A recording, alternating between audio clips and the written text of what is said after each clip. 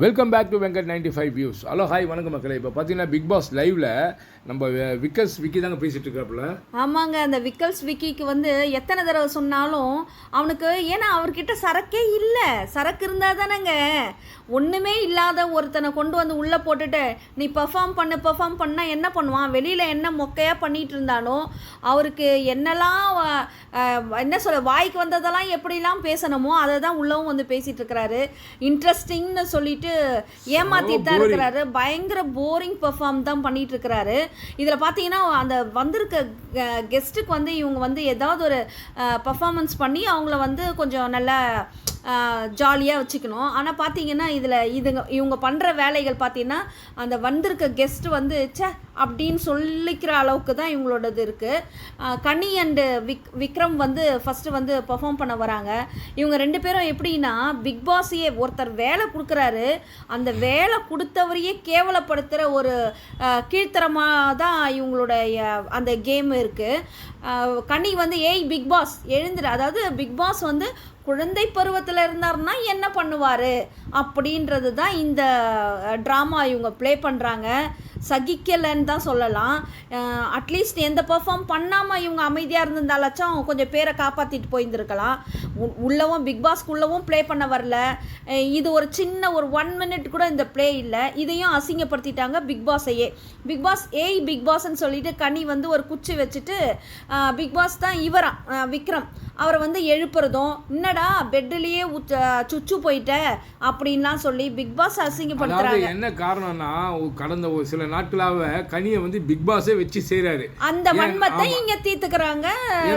பாரு, எது கேட்டாலும் பார்வதி, எது கேட்டாலும் கமருதீன். அதே மாதிரி இப்போ வந்து அவங்களால போக முடியல, அதனால டைரக்டா பிக் பாஸ் அட்டாக் பண்றாங்க. பிக் பாஸே இது மாதிரி அட்டாக் பண்றாங்க. அதான் சொல்லுவாங்க, வரம் கொடுத்தவர் தலையிலேயே கையை வச்ச கதை தான் கனியினோட வேலை. ஏன்னா கனிக்கும் ஒன்றும் தெரியாது. ஏன்னா ஆமா, அது அவங்களுக்குள்ள ஃபுல்லா இருக்கிறது அந்த பொறாமையும் வன்மமும் தான் இருக்குதுன்றது இதுல வெளிப்படையாவே தெரியுது. பார்க்கலாம் இதை பிக் பாஸ் இவங்களை எப்படி டேக்கிள் பண்ணி கண்டிச்சு வெளியில தூக்கி போடுவாருன்றத. இந்த இல்லைங்க, அவருக்கு நல்ல பர்ஃபார்ம் பண்ற ஆளு தான் அவர். ஆனா உள்ள இதுக்கு சரிப்பட்டு வர மாட்டாரு. வடிவேல் இந்த இது சொல்லுவாங்கல்ல, வடிவேல் வந்து இவன் இதுக்கு சரிப்பட்டு வர மாட்டான். இவர் வந்து எதுக்குமே சரிப்பட்டு வர மாட்டாரு. ஏன்னா கனியோட டீம்ல இருக்கிறவங்க எல்லாருமே அப்படித்தான்.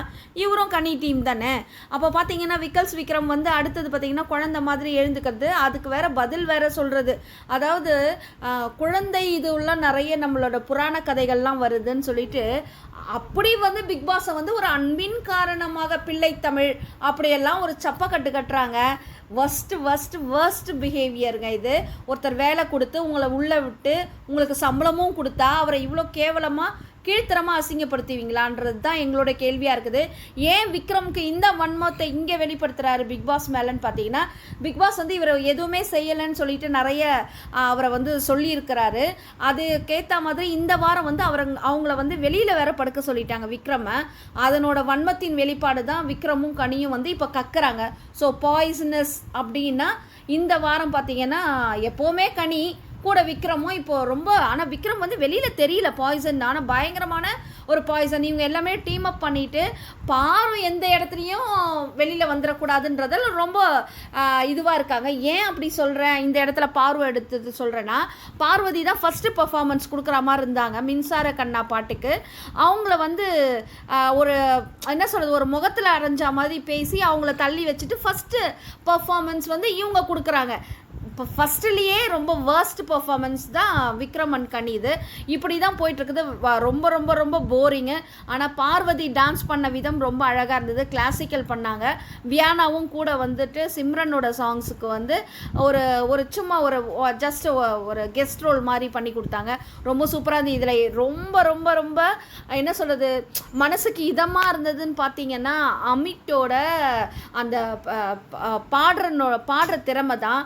அவர் எவ்வளோ அழகாக வச்சுருக்காரு. அப்படியே அவருடைய அந்த இசை வந்து எல்லாரையுமே கட்டுக்குள்ளே கொண்டு வந்து அமைதியாக உட்கார வச்சுச்சு பாருங்க.